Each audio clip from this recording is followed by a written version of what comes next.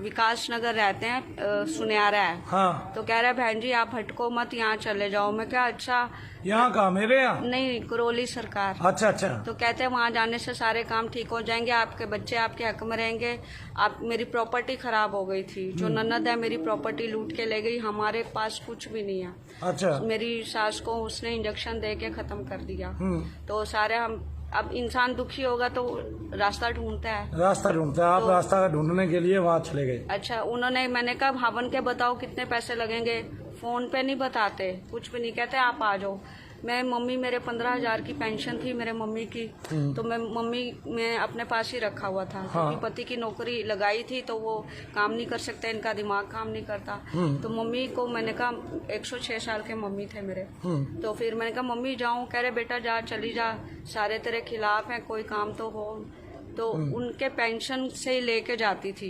जैसे 1500 ट्रेन का किराया दिया, फिर आगे 7 हवन किए।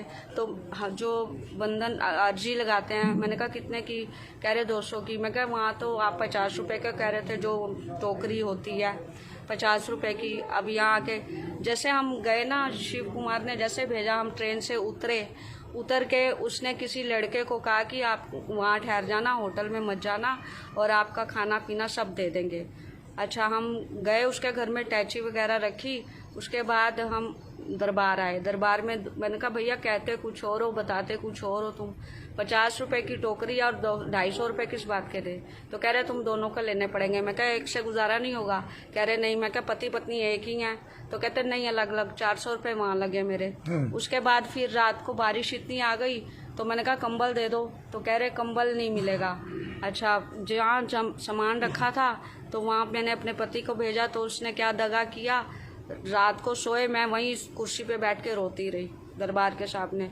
मैं कहा कैसा दरबार है बाबा आपका, कोई पूछ नहीं रहा, हमें पता नहीं कहाँ रहना, कहाँ रुकना है। मैं रोती रही। फिर एक लड़का आया भाग के, कह रहे आंटी आप क्यों रो रहे हो? मैं कहा मेरे लिए प्रदेश है, मेरे पति पता नहीं कहाँ गया है, उनको पता नहीं घर मिला है या नहीं मिला, तो मैं इसलिए रो रही हूँ। ये लड़कों से बैठे हैं, कंबल नहीं दे रहे। और मैंने कहा बेशक कंबल का किराया ले लो, सोऊं कहाँ? कह रहे आंटी आप आओ, आपने खाना खाया? मैं कहा हाँ बेटा, खाने के भी 50 रुपए लेते हैं, काय का दरबार है ये? तो फिर कह रहे आप आओ। फिर वो बेचारा ले गया, उसकी मम्मी ने खाना उना खिलाया, मैं नीचे चादर ओढ़ के सो गई। सर्दियों का दिन। गांव में ले गया वो? गांव में? नहीं, आश्रम में। अच्छा अच्छा। गांव में मेरे पति को ले गया था। अच्छा अच्छा। तो दूसरे दिन पति मेरे सुबह आए। उसके बाद मैं ढूंढूं, मैं कहा गाँव मेरे को पता नहीं है, जो शिव कुमार गुप्ता ने भेजा था। तो फिर मैं कहा ये जुबान है क्या, इससे अच्छा होटल में रह लेते तो ठीक था। मैं फिर सुबह लड़के को मैंने इनको भेजा, मैं कहा सामान लेके आओ टैची। तो लड़का कह रहा 400 रुपए दो।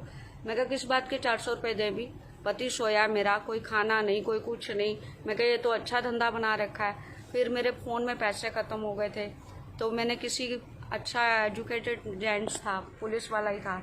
मैं कहा भाई साहब ये नंबर मिलाना, रजत नाम है इस लड़के का। तो उसने नंबर मिलाया। मैं कहा अब ये 400 रुपये मांग रहा है, हमारे पास 400 रुपये नहीं है, अब पता नहीं यहाँ कितने दिन लगेंगे, किराया हो ना हो, हम दिल्ली कैसे जाएंगे? तो उसने डांटा, कह रहे तेरे को अंदर कराऊँ, तेरा होटल है क्या? फिर मैंने इनसे पूछा, मैं कहा सोए कहाँ थे? कहते मैं बाहर बरामदे में चारपाई पे सोया था। तो कह रहा सामान नहीं दे रहा, कह रहा मैडम को भेजो। मैं कहा मैं क्यों आऊँ, सामान जैसे ले गया वैसे दे के जा। अच्छा, उसके बाद पुलिस वाले ने धमकी दी, बताऊँ तेरे को, मकान में रह के मिले जुले हुए तुम इनके साथ, यहाँ भी पैसे, यहाँ फ्री सोए, हम पैसे नहीं ले रहे, लेकिन फायदा कोई नहीं। जो कैंटीन में खाना खिला रहे उसकी 50 तो कंबल के चार्ज तो ले रहे होंगे? हाँ, कंबल का चार्ज भी था? 100 रुपए। और तरीके कंबल का चार्ज एक रात का 100 रुपए? 100 रुपए का कंबल? हमने तो कंबल 100 रुपए का कंबल? हमने कंबल तो लिया ही नहीं ना। अच्छा, टोटल मिला के आपका कितना खर्च हुआ?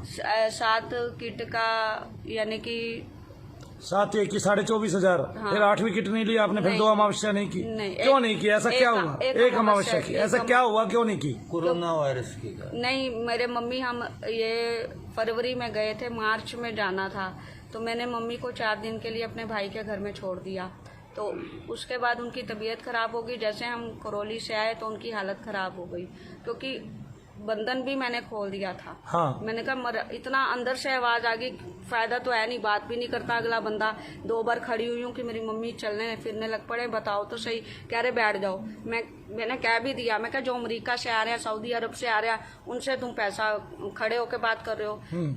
एक बात बताओ, मैं क्या प्राइवेट नौकरी जैसे है? मनु भैया बात करते हैं, ऐसे मिला हुआ आदमी आपको? नहीं, नहीं। मनु भैया तो आपके लिए नीचे उतर आए, जमीन पे बैठ गए। ये आपका बड़कपन है, हाँ, आपका बड़कपन। तो जो आपकी भाषा नहीं समझे, हाँ। जो मानवता को समझे ही ना, ऐसे इंसान के पास मेरे जाना को बड़ा क्या? जिसने फील लूट हुआ। मचा रखी हो और देश लूट के खा लिया हो, नहीं, जिसने अपने संदूकों में 40 करोड़ रुपया नगद भर लिया हो और 50 करोड़ रुपया, वो कहता है कि टैक्स जितना तूने देखा नहीं उतना तो मैं टैक्स भरता हूँ।